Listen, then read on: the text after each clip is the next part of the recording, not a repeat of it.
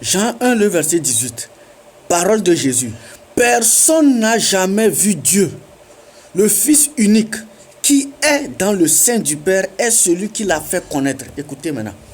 Il dit c'est lui qui l'a fait connaître. Personne n'a jamais vu Dieu. Et quand il dit Père, est-ce que Jésus est un menteur? Mais quand tu prends ta propre Bible, Job dit que j'ai entendu parler de toi, mais je t'ai vu. Mais Jésus dit personne n'a jamais vu Dieu.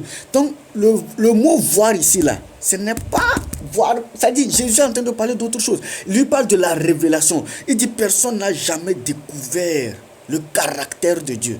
C'est le Fils unique là qui l'a fait connaître. C'est-à-dire c'est le Fils unique qui l'a fait révéler. C'est pourquoi si tu veux vraiment connaître qui est le Père là, il faut voir la vie de Jésus.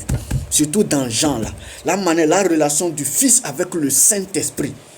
C'est le Saint-Esprit là, quand il vient habiter en toi.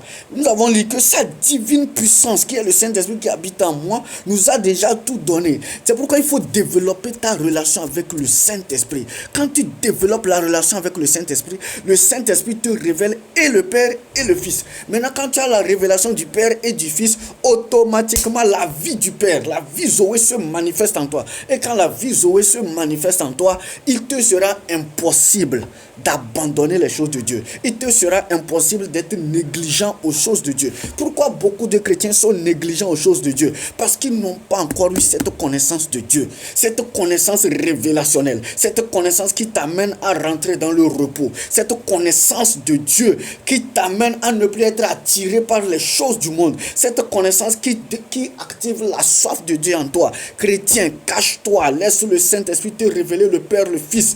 Il n'y a pas trois dieux, c'est un seul Dieu dans les trois dimensions. C'est le Saint-Esprit. Quand tu as cette connaissance, tu es libéré.